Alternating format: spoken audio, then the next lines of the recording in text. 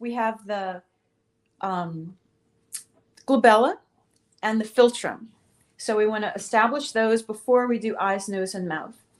And then the zygomatic arc will tie things together this way, from the inner ear to the tip of the nose.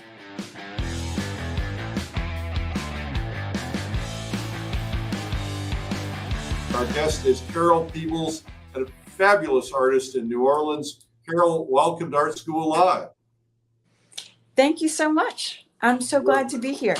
You are really a very accomplished artist, and it's a pleasure to meet you. I know we're going to have you on the Realism Live broadcast coming up in November, but let's find out how to get a likeness today. Go ahead and take it away. Okay, great to be here. Thank you. So let's just talk about getting the structure of the head. I find that the most common challenge or mistake that students do is when they're drawing a portrait, they just start drawing eyes, nose, and mouth.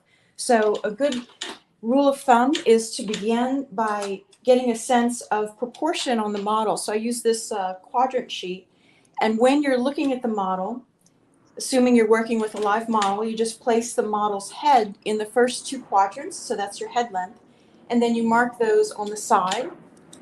So here I have a kind of an unfinished demo of a model, and the highest quadrant is here, and the chin is here, and then you find where the middle is. And in general, the middle is going to be somewhere around the eyes if you're eye level with your model. But what you want to do is just get very specific about where that is, if it's the top of the eye or the bottom of the eye. So that gets your overall setup, and then get one head length down. So the eyes are typically about the halfway between the circle of the head. Yeah, more or less. And then you just kind of figure out exactly how it's different on that model just by that little bit. But that little bit is important because that's what helps to get a likeness. Right. I'm just going to pull this a little bit closer so you can see the drawing. Terrific. Okay, so pull out your little tool again, because I want to understand that a little bit more.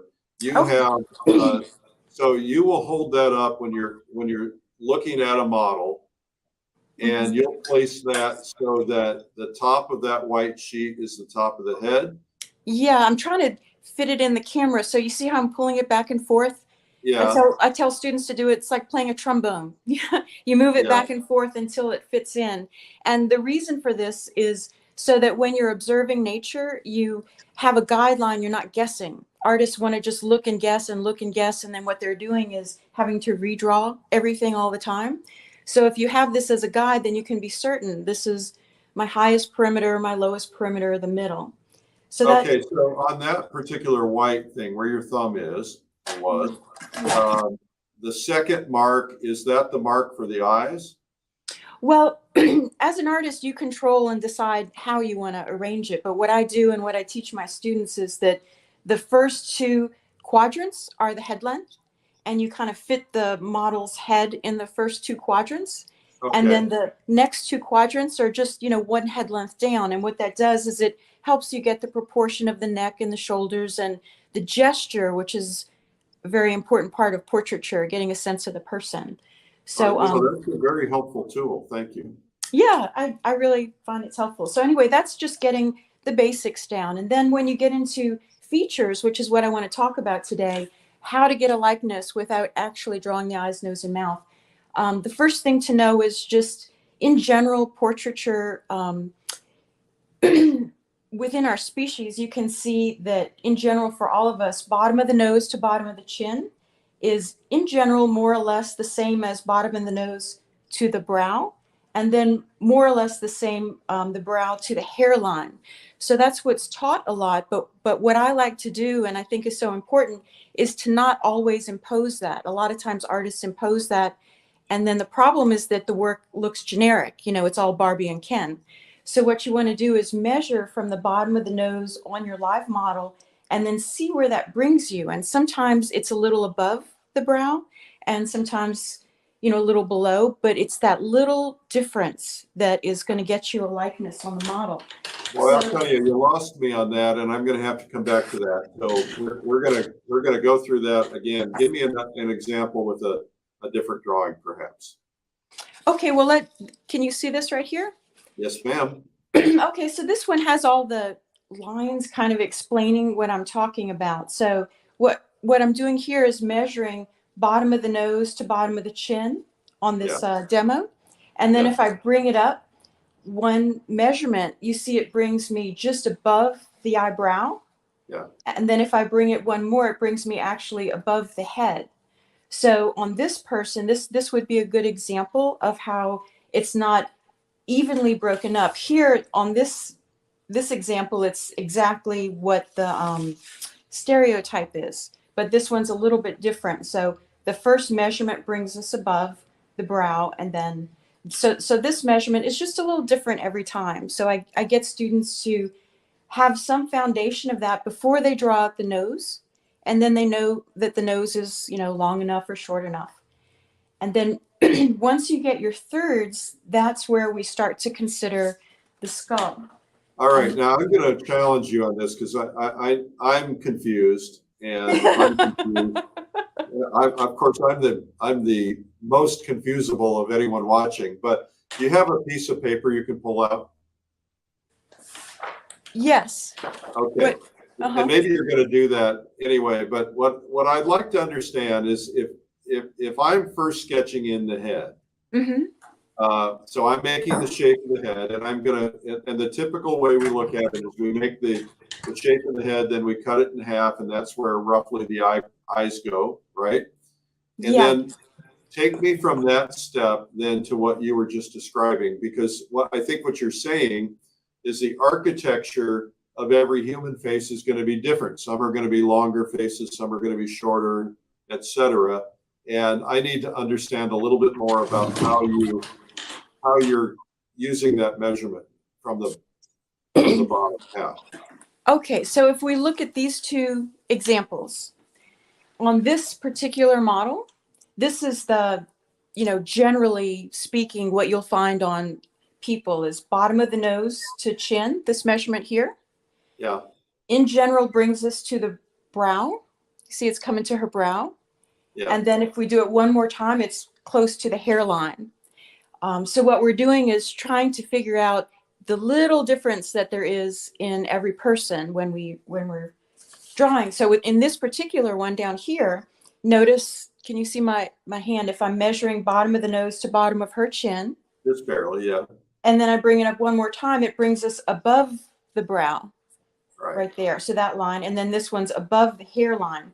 So what I do is make those three marks, and then that helps me set the eye sockets and the larger planes of the face. And then we know that in general, the masses of the features are going to be aligned to get. So you're such a good teacher, but I'm going to ask you another question. So in that middle quadrant, bottom of the nose to above the brows in that particular instance, if you see that the brow line is lower than where it normally is, then you're making a secondary mark there, or what are you doing to make sure that you get it in the right place, or is it just you're making a notation for your own brain? Well, I just mark the thirds where those are, and then when I have those lines placed, then that helps me decide how big the socket's going to be, because we already know the midpoint is the eye. And the perimeter top to bottom. So it helps guide me as to how big the socket or the temple, all that's going to be, which leads me to the next part that I wanted to talk about, which is the planes of the face and how it leads you to the features themselves. So would you explain, because we have a lot of people watching that are, this is terminology is something they might not understand. So could you explain what a plane is? I mean, I know we're going to fly in one soon. Okay, I'm going to put this right here. So yes, so the planes of the face are basically just the superficial form and how it's receiving light. So again, a beginner wants to go in there and draw eyes, nose, and mouth, but what we want to do is draw the shapes of light on the form of the head. So with this example, on this model, you can see how just in general, all of this is receiving light, and then all this area is receiving less light. So, So if you were to consider that, I'm sorry to keep interrupting you, but I try to be an interpreter for the novices. So if you were to look at that head and say, this is a ball, and there's a light in the upper right-hand corner coming down, that light is catching on that ball. exactly. Yes. Okay. Well put. So what we do is starting out with the idea of a ball and then breaking it down into the smaller shapes and how they're receiving or not receiving light. And if you can focus on that, like here's a little example of the skull. You can see obviously there's no features, but we get a sense of the light on the face, and down here there's very little little light. So this is what's going to get you understanding the skull and the superficial landmarks on the face is what's going to get you a likeness rather than a really well drawn out feature. All So right, let's now I'm going to step in for just a second. I'm sorry to interrupt you, but I want to make sure for our beginners, and I hope that I'm not dumbing this down too much for some people, but this is a model planes of the head. This is the planes of the body, but the idea is that, you know, some of these planes are catching the light because, you know, it's flat to the light right there. Some of them are in shade. So if you were to take the face and turn, or the body and turn it into straight chiseled marks, that way you can see how the light is hitting, where it's dark in the eye sockets, where it's underneath, and so on. Carol, I think you explained it well, but I just wanted to make sure that everybody understood what planes are. Okay, wonderful. You're awesome. You. So are you. So the next step and the most important part about setting up so that you're comfortable with starting the features are the spaces in between. That's what I want to talk to you about today. So this is, you know, instead of drawing the eye right here, what I tell students to do is draw this space in between, which is called the glabella. And it's just the space in between the eyes. And this is different on everyone. And what we have a tendency to do is draw one eye, finish it, and then draw the other eye. But it's the relationship of both eyes together and that spacing that's going to give you the feeling of the eyes and the correct proportion. So it's after the brow bone and before the nasal bone, this little turn, where that turns on the model in relation to the eyelid is what's different on everyone. So you want to, when you draw that, look at the eye and look at that area of the face. And that area, again, it's called the glabella. That bone region is going to help settle the eyes. And you want to draw the glabella and then the temple. These are two things that students overlook. If you can get the width and height of the temple and then the width and height of the glabella, then the space that's left over, you can be confident that that's exactly where the eye has to be. I struggle with that. That's a hard one for me. The glabella, I always get it wrong. So you're saying that one of the keys is the relationship of how it lands in relationship to where the eye is. Yes, exactly. You want to find if there's a value change or a light change somewhere on the glabella, and then say, well, where is that in relation to the eyelid, or, you know, whatever it might be from your angle. And that's going to really get a nice sense of both the eye and the nose, because it's kind of bringing them together. And you can see down here on the little drawing I have of the skull, this is the region that I'm talking about. And then it leads us to the nasal bone. So the next step after you get the glabella and the temple is to come down here and not draw the nose, but draw this area, which is called the philtrum. And that's just the space in between the nose and the mouth. And again, I like to teach in terms of common mistakes or challenges, because students know they're told what to do, but if they're told what not to do, I think that that's even more helpful. So when you're drawing the mouth, what not to do is to stare at the lips and just draw the lips perfectly. What you want to do is discover where the lips are within the lower half of the head. So to do that, you would set the philtrum, again, this area in between the nose and the mouth, and the space in between the chin and the lips. And if you can get, just decide, you know, which one of those three is bigger. and get the proportion of this breakup, then the lower half of the mouth will, of the head will already start looking like the person.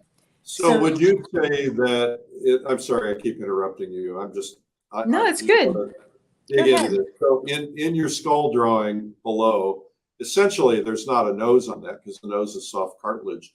And so what you're basically saying is if you go from the bottom of where the nose would be and you follow along that skull, that's the shape you're kind of looking for. You're not putting lips in yet. You're just kind of going from there and then down below to where the chin line is. Is that right? Exactly, yeah. And on some people, this area, again, it's called the philtrum. The area on some people is very wide and flat, and then on other people, it can be very, very short. And so you can see how if a beginner is solely focused on drawing the lips and they don't understand the space in between the nose and the mouth, then they won't get a sense of the person. They'll have a well-drawn set of lips, but it'll be kind of floating on the lower half of the face. So just like the glabella in between the eyes is a really great landmark to settle those features, the philtrum in between the nose and the mouth is what's going to ground you so that you know that you can begin the nose and the mouth with confidence because it would be in proportion, the spacing that you have set out. So is there a landmark? You know, the one thing I tend to do when I do this, and it's not about me, but I tend to get the fulcrum area either too far out or too far in.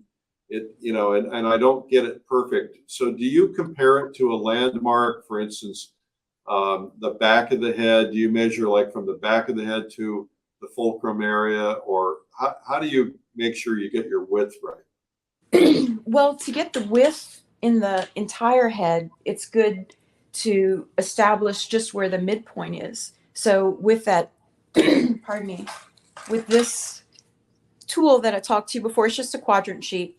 We talked about getting the head top to bottom.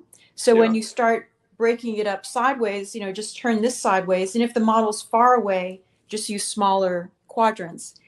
And then, so what you want to do is find where the middle is. And I like using the skull as an example because we're talking about what leads us to the superficial landmarks of the portrait.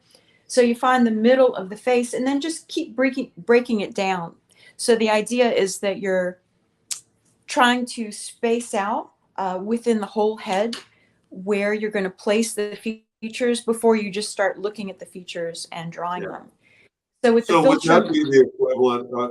Would that be kind of the equivalent of sight size drawing? Where you have a center line, and then you're going out from there and measuring, or you're breaking it into little chunks first? Yeah, no, it would not be sight sizing. That would be different, where you have the model set up and a different distance from your subject. But it's just basically comparative measuring. So in short, to get the mouth, what you want to do is between the nose and the chin, you just want to ask yourself, what is bigger, the area of the philtrum, the area of the both lips combined, or the area of the chin? And that breakup, which one's the biggest and smallest, that's different on everyone. In general, the idea of thirds is, relatively close for all of us, but the smaller you get in terms of features and spacing, that's what varies. And that's, an exact likeness is always what you want in a portrait. You don't want to have generic proportions because then just everyone's Barbie and Ken. You want to be as specific as you can and humble yourself to nature. So I personally would rather be Ken.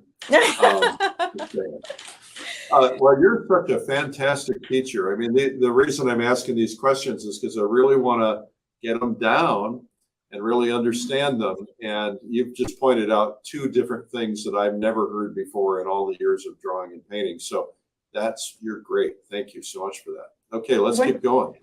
Oh, great. Okay. So again, going back to landmarks that are going to help you feel confident in starting the features and common mistakes. Going back to the skull, this is the zygomatic arc, and it comes from the outside the inner ear. So this dot is where you can see the inner ear on a person. And this is the value change that's going to bring us to the placement of the eye. And the reason why this is so important is a very common mistake in portraiture, and I'll look up here with this little demo, is that this value change of light to dark is often way too high. People put the cheekbones way too high. So what you want to do is look for this value change and say, can I imagine where the zygomatic arc is going into the ear? Let me find the ear. Let me see if I can see that value change leading me to the socket of the eye. And if you use a sighting stick, just to kind of guide you as you're placing your relationship of those features, again, it'll ground you so that you know you've made the socket large enough. And then the next thing that you want to keep in mind, again, with common mistakes, is the placement of the cheekbone after finding the zygomatic arc is important. And then if you continue, do you see how close it brings us to the tip of the nose? So it's not always exactly. Are they almost always in alignment?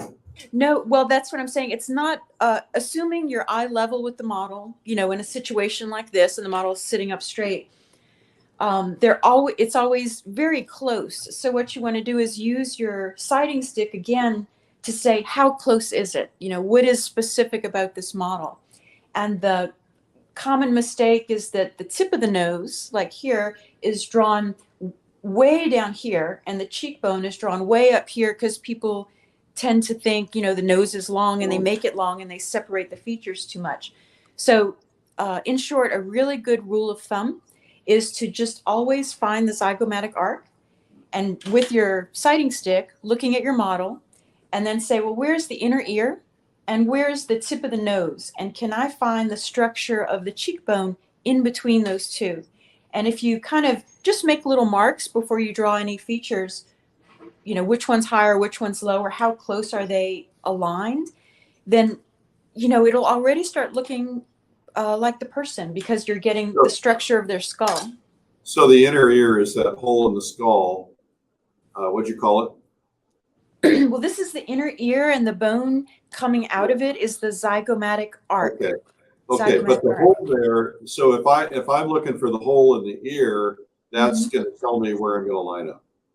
Yeah, exactly, because we can't obviously always see the zygomatic arc if someone's, you know, got fleshy face or something like that. So if you look for the inner ear and just say, well, what value changes are coming from that, it'll help guide you. Yeah, so you're not guessing, you're awesome. Using that. Yeah, my measuring stick, by the way, is a chopstick. Well, that works just as well. I think this is a skewer, a barbecue skewer. Oh, there we go.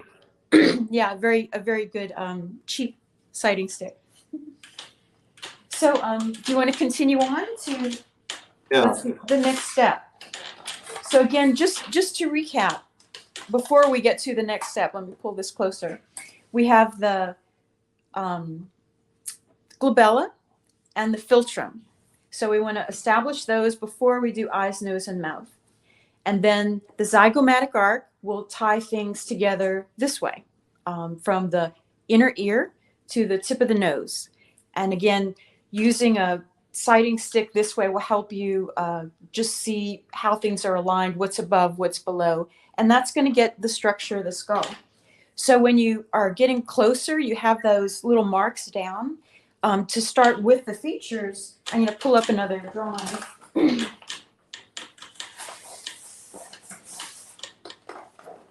I like your teddy bear.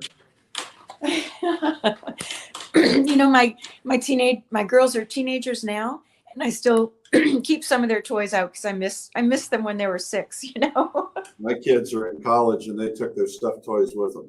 Oh, really? Okay, so our next step here, this is about, you know, getting smaller and smaller, closer and closer to the smaller details in the face. So these lines are just plumb lines. Before I was talking about using the sighting stick this way as a horizontal line to line things up.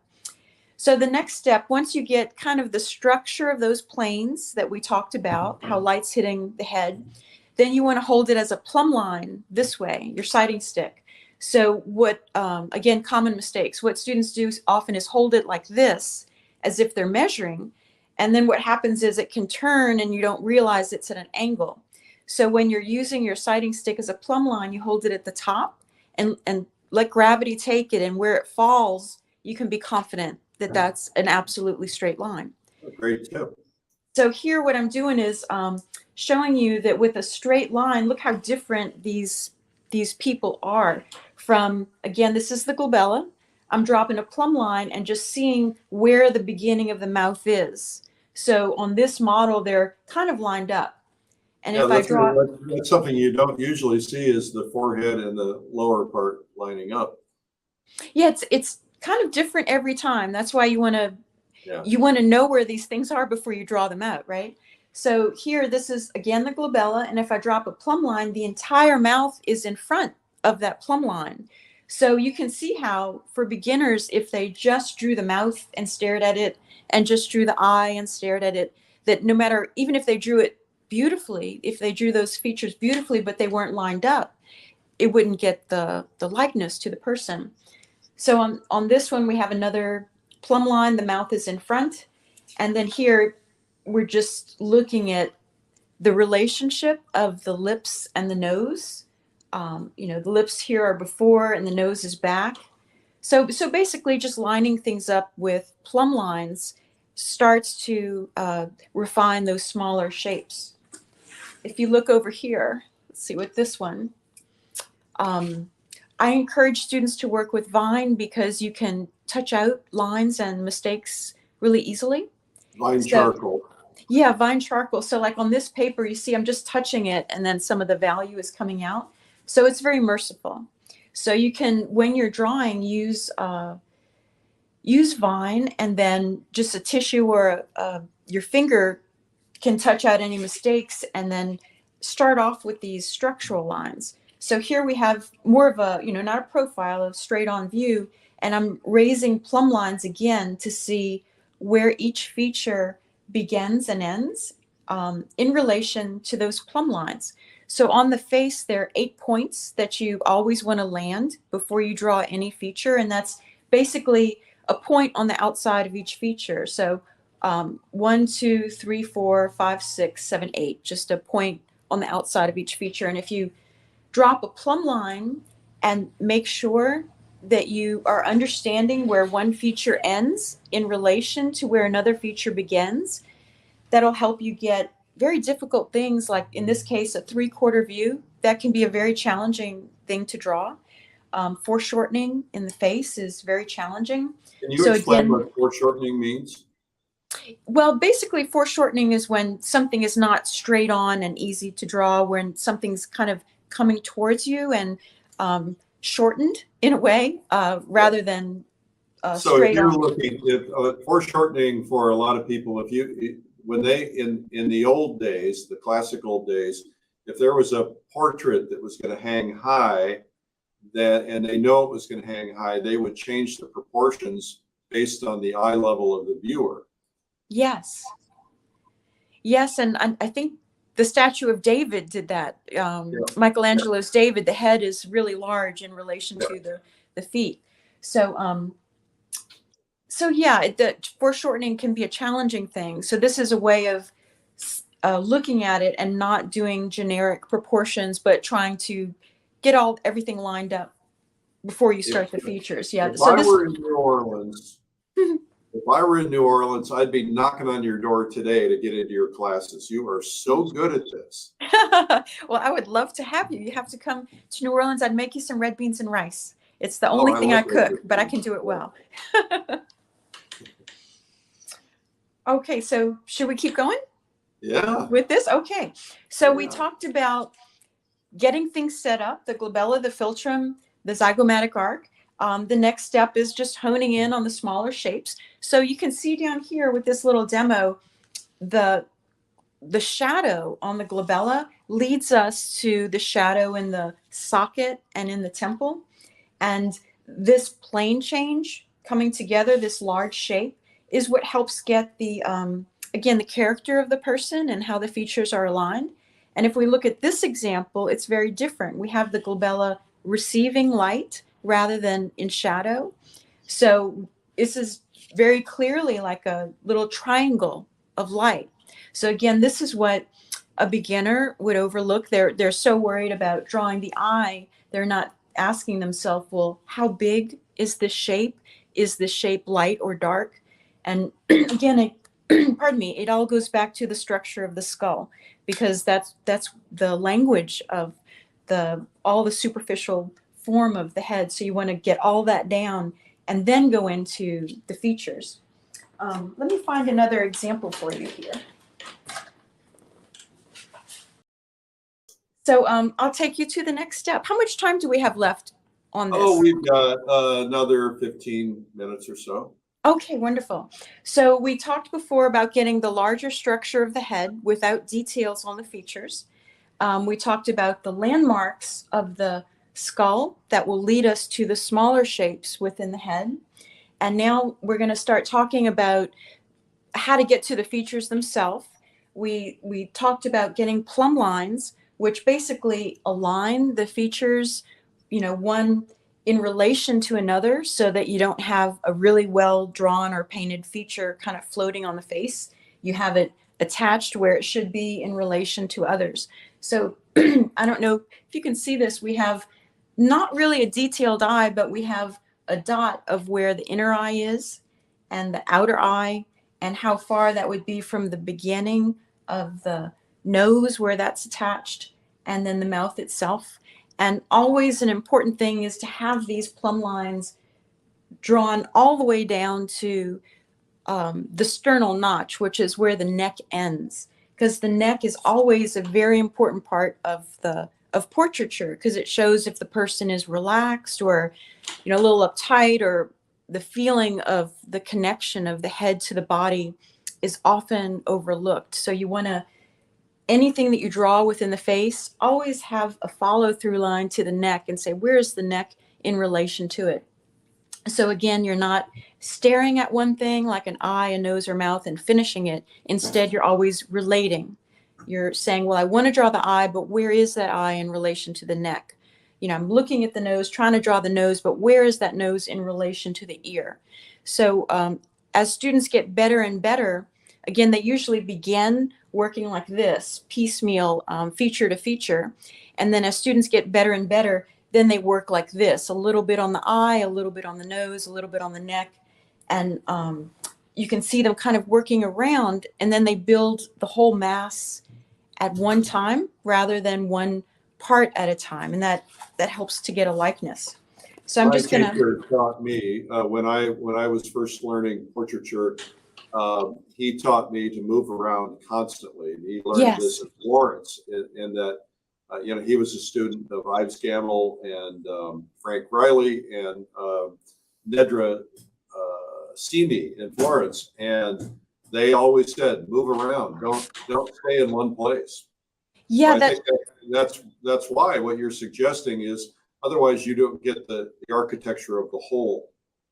Exactly. Yeah, I think that's great advice. And, it's tricky because I'm talking about all these very specific measurements and details that can kind of drag you into a little area, and then you get caught there. So it's a juggling act. You have to remember what landmarks to look for, what relationships to look for, but at the same time, don't focus too much on them. Make yourself always work at the entire subject. So I encourage students, when they're working, to stand back, work arm's length from your painting or your drawing. And the further you are away, then the more you're likely to look at large areas and consider the background values and that kind of thing. So it'll look more realistic. The rule of thumb I give is that if you can bend over and kiss your work, you are too familiar with your work. You have to have a respectful distance, and then, that keeps things in perspective. So I'm going to just continue on with some ideas about features, okay? Yeah. So here we have just some quick little demos of eyes, nose, and mouth. But the most important thing about this, again, that students often overlook, is how the eyes come together. The gesture of the sockets is what's going to help get an expression, not the details in the eye. So notice with this one down here, there's a connection, a movement going from here, and then the eyes kind of round. So when you get into the get to the point where you're getting more focused on your details, you get the gesture of the eyes coming together. This is rounded. This one's much straighter. You can see that connection of those eyebrows, and then it comes down. So it's a more angular, an angular shape where you're going to be drawing the eyes. And then here you can see too, it's just, this is very different than this. So you want to, in general, work large to small. That's basically all I'm saying is you say, well, how are things coming together before you look at the smaller parts within. So this would is be very helpful. Oh, good. Yeah. Very So helpful. William Thornburg said this is the best of Art School Live ever. So thumbs up and applause for Carol. Carol, I think one of the things that we all tend to do is, and I know we do this as beginners, you know, we say, oh, a tree looks like a ball on a stick. I think one of the things we do when we learn portraiture and we learn kind of the architecture of the face, we tend to forget that some of these are going to have a rounded brow, others are going to have a straight brow, and it's real easy to get stuck in our ways. So this is really a great exercise. Good. Yeah. I think you're right. We want to always go away from generic, because that's what makes portraiture interesting is, you know, we're all so very different, even though we're similar. So it's that uniqueness that we want to capture. So let me show you with this. One last thought about this area is, before we were talking about the glabella. So you can see here how different it is on everyone. We have a little, a value change that is very high, that's starting the glabella to the nasal bone. And you can see how high that is in relation to the information of the eye. Whereas over here on this lower one, it's a longer, flatter surface that's receiving light. So this long light shape is what we were talking about before with the glabella, that's often overlooked if you're too worried about drawing each eye. But you can see how different it could be on everyone. And like I said, if you get a really good understanding of the glabella, the philtrum, the zygomatic arch, all those structural elements, it'll already start looking like a person. And you know, the eyes, nose, and mouth will really just be a few details. So on this example, the next step would be, you know, you can see here basically plumb lines again, relating things. So when you start really honing in on the features, you're drawing not the feature, but the shapes around it. So here again, we have a 3/4 view. What students would do here is, you know, draw this, this, this, and this, but instead you want to see that little kind of abstract shape in there. And always start off with where the cheekbone perimeter is in relation to the tip of the nose, because I've been teaching over 25 years now, and that's the one thing that always is a challenge, you know, and we for whatever reason overlook it a lot. So if you can think of not drawing the features here, but drawing this little negative shape, the spaces in between the features, then that's just going to lock in exactly where the features have to go, so that even if you just have, you know, one or two little details of the feature, like I said, it'll already start looking like the person. You're so good. Carol, I'm gonna fly you out to Austin and invite you to do a video with us. Oh, and, lovely. Let's do it. I'm ready. Let's go. I'm gonna make sure I'm there, and I'm gonna force you to give me a private lesson. Okay. Yes. Or to that, maybe I'll definitely. send you another video shoot. Well, I wanted to show you a little bit of my studio and some of the more finished work. If we can get to that before, if you would want that. Yeah, well, we've got about 5 minutes. Let's do it. Okay, wonderful. So I'm just gonna walk this around and show you some of the work that I have here. So this is a finished portrait, and then, you know, as you've seen in my more finished work, I add embellishments like birds or background. But again, just going in there and measuring, you can see the things we talked about, making sure that that structure is there. This is the Blue Easel Club, where I have classes in New Orleans, and I just have a lot of the finished portraits. Walk you over here. So these are examples of demos that I do for a class that are live models, and these are all done in pastel. Oh, they are? Yeah, these are all pastel, and they're all life size. So that's what I teach, is when working from life to do more or less life size. So they're all about a head length and then one head length down. And they're all, just basically head and shoulders. But Now, what's the time frame on these demos, just to give us a sense of what you're accomplishing? well, let's see. I usually have a model for 2 or 3 mornings, and then Okay. the first 20 minutes I'll draw in front of everyone, and then for the next 2 or 3 mornings I'll teach a little, draw a little, teach a little, draw a little. So it's hard to say exactly, but I guess about 4 hours or something like that, would all of these 3 or 4 That's hours. spectacular. You're getting such incredible results in such a short time. Okay, and we'll come one more. This is the other room. We have just more examples of life drawing. All of these are models that have been here, and we've been drawing since 2009. We have our 12-year anniversary coming up. You think about the tens of thousands of hours of work. Wow. No wonder you're such a good teacher. Thank you. Anyway, so this is I'll wrap up by showing this. This is where I work. I know sometimes artists like to see where other artists work, but these are the pastels. And then this is my latest piece, a mother and child. She was a model and brought her newborn in. So that was a lot of fun. And I added a bird and a baby bird. But this is where my setup is. Yeah. That's Wow. Outstanding. my last. Outstanding. Well, Carol, you are a true rock star. Thank you so much. Yeah, thank you. This has been You're going to get a big wonderful. ego after today, because once you get what I would suggest you do is read the comments a little later tonight, because a lot of people watch later at night, and you've got a good audience today, but you'll have thousands, tens of thousands by tonight.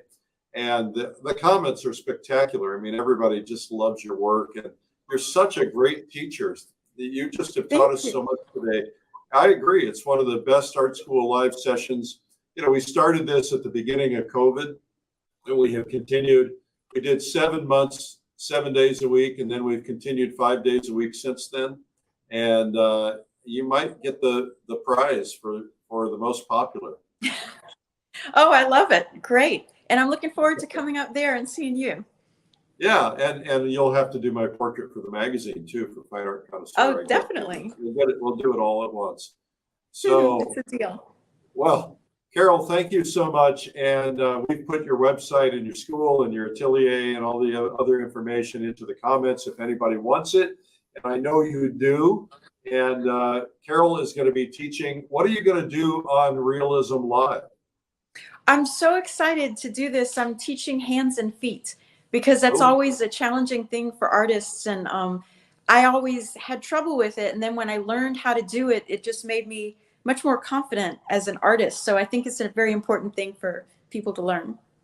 Outstanding. Outstanding. This is going to be fun. Well, Carol, thank you for being on today. We are honored with your presence, and congratulations to you and all your students and all the people that are part of your orbit. Really nice job today. Thank you. It was really an honor being on your show, and I love all that you do. Thank you so much.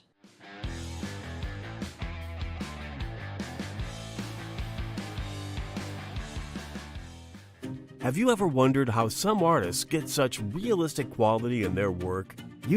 Unbelievably beautiful portraits, stunning figures, and realistic-looking still lifes or florals? Painting or drawing realism takes your work to a whole new level. Whether you want tight, carefully rendered realistic paintings, or looser, more impressionistic realism, most high-level artists will tell you that painting is a skill that anyone can learn. If you follow a process, you can paint beautiful, realistic artwork. But where do you learn? You could spend $3,000 or more to attend a live workshop or convention, or you can learn from the world's finest realists from home for a fraction of the cost. At Realism Live, the world's first virtual online realism conference, you'll get 3 days of world-class artists demonstrating their techniques and processes. This is a comprehensive conference covering all the subjects you want to learn in portraiture, figures, landscapes, still life, cityscapes, color mixing, and more. Taught by the world's leading artists. Not only will you learn their techniques, you'll have a chance to interact with instructors and get your questions answered. And you'll get to know other artists personally through our breakout sessions. And we'll even paint and draw together at the end of each day. Make new friends in our breakout sessions. Paint with hundreds of others.